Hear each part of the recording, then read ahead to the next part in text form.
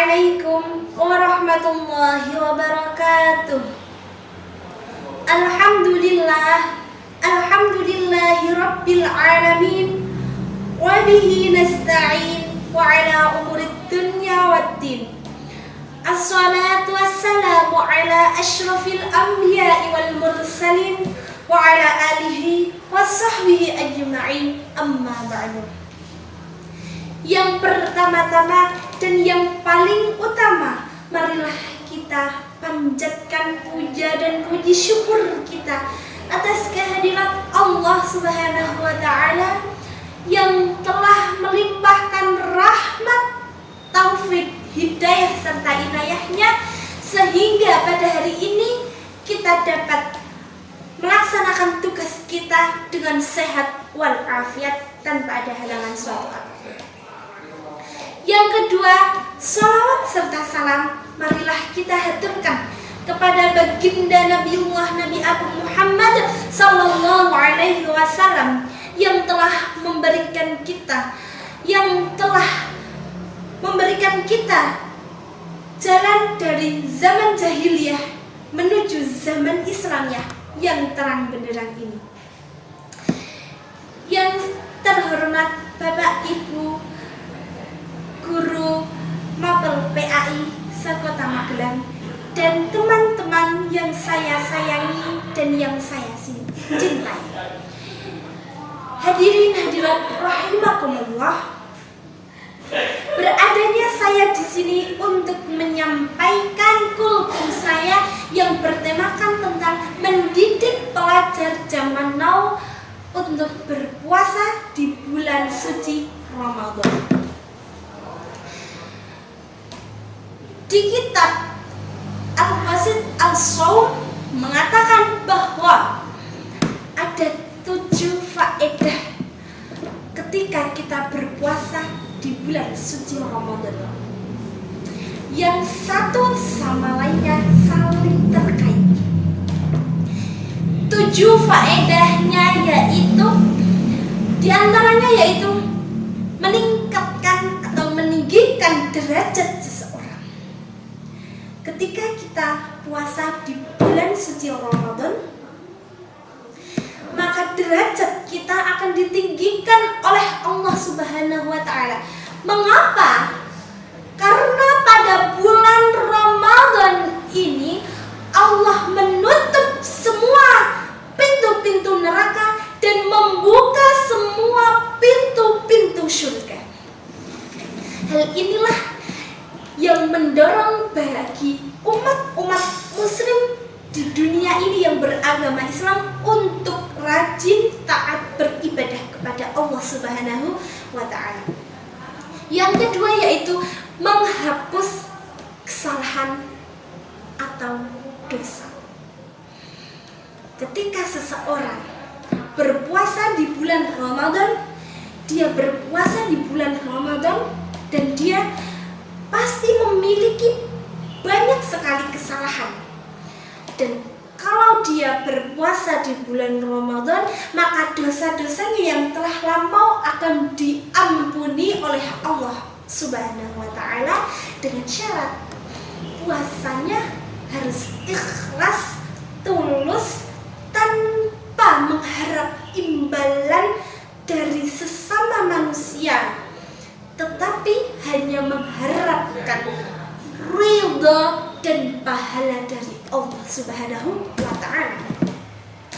Yang ketiga yaitu mengalahkan syahwat atau hawa nafsu.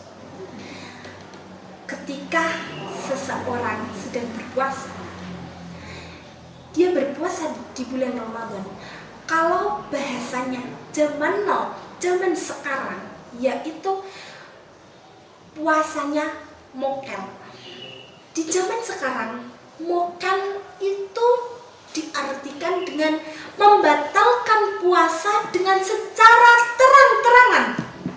Dia membatalkan puasa di tengah hari ataupun di sore hari ataupun bahkan di pagi hari dengan sengaja dan terang-terangan. Itu yang dinamakan mokel, membatalkan puasa. Nah, kalau kita bulan Ramadan ini, kalau kita mempunyai iman, itu bisa melatih syahwat kita, melatih hawa nafsu kita. Kita dilatih untuk memerangi hawa nafsu, kita dilatih untuk memerangi syahwat kita. Itulah keistimewaan di bulan suci Ramadan. Masya Allah sekali. Yang ketiga yaitu memperbanyak sedekah. Ketika seseorang sedang berpuasa, sedang menahan lapar, sedang menahan kehausan, tidak cuma itu saja, dia menahan amarah, emosi, dan lain sebagainya. Ketika dia menahan lapar dan rasa hausnya, mereka sikap empati mereka pun keluar. Sikap empati mereka keluar karena mereka sedang menahan kehausan, kelaparan, sifat empati kepada orang lain, sifat berbagi-baginya kepada orang lain, mereka keluar.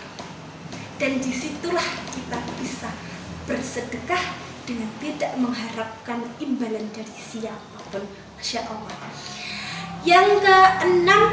Yang kelima yaitu meningkatkan ketaatan kepada Allah Subhanahu wa Ta'ala. Ketika seseorang sedang berpuasa di bulan suci Ramadan, pasti banyak sekali yang ingin mendekatkan diri kepada Allah Subhanahu wa Ta'ala.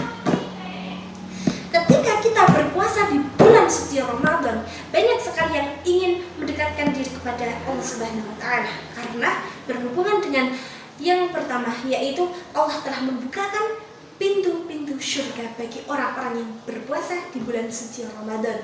Maka mereka ingin melaksanakan tugas-tugas yang positif, yaitu seperti membaca Al-Quran, bertadarus Al-Quran, mengikuti tarawih di malam hari. Itulah keunggulan bulan suci Ramadan, bisa mendorong kita umat muslim pelajar zaman now untuk taat ibadah kepada Allah Subhanahu wa Ta'ala.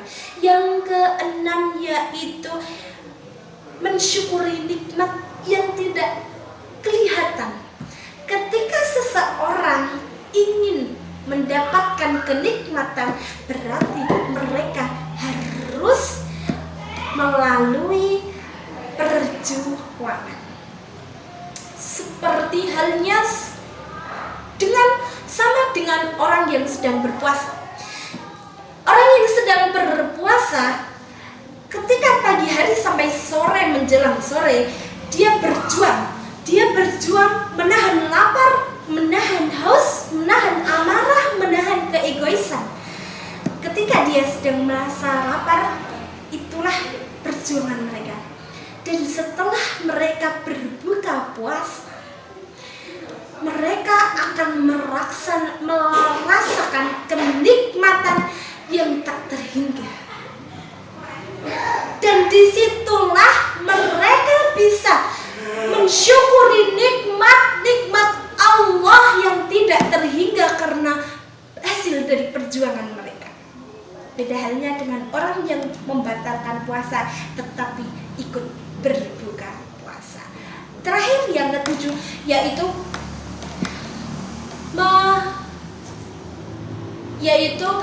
menjauhi kemaksiatan. Ketika di bulan suci Ramadan ini, kita harus mendekatkan diri kepada Allah dan menjauhkan diri dari kemaksiatan. Di lain hari pun kita tidak boleh berpacaran. Agama kita melarang kita, mengharamkan kita untuk berpacaran, apalagi di bulan suci Ramadan ini. Di bulan suci Ramadan ini kita harus mendekatkan diri kepada Allah, bukan untuk berpacaran.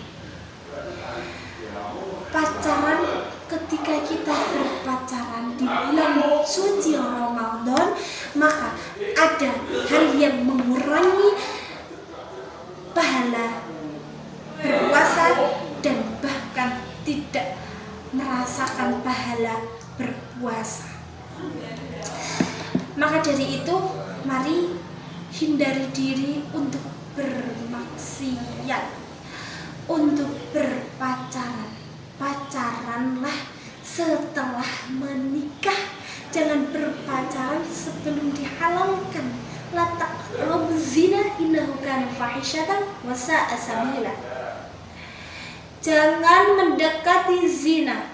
Sesungguhnya zina adalah perbuatan yang menjijikan. Maka dari itu, jangan berpacaran. Jauhilah kemaksiatan. Ketika kita melaksanakan puasa, maka kalau kita mempunyai keimanan yang besar, maka sesungguhnya kita akan terhindar dari pacaran dan kemaksiatan. Wallahu a'lam bishawab. Mungkin cuman ini yang saya sampaikan di kultum saya kali ini. Mari kita bersolawat dulu untuk mengakhiri kultum saya di kesempatan kali ini. Bismillahirrahmanirrahim. Bil Qur'ani sa'amli ajlu khabathal arli wa nafali huwa farli wa minal ayati sanafaili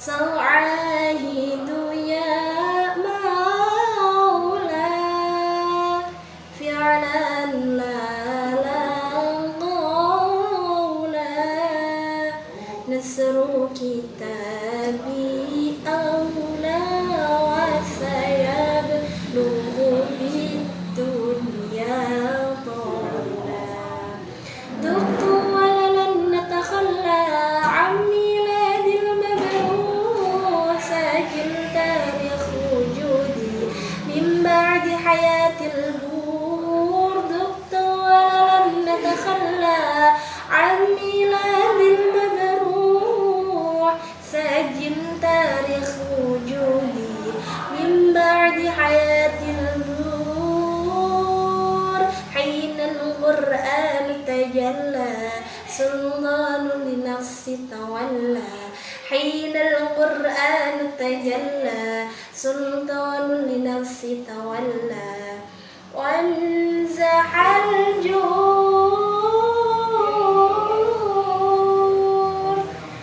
Mungkin dari saya cukup sekian. Mohon maaf apabila ada kesalahan. Cukup sekian. Wabillahi taufiq wal hidayah. Wassalamualaikum warahmatullahi wabarakatuh.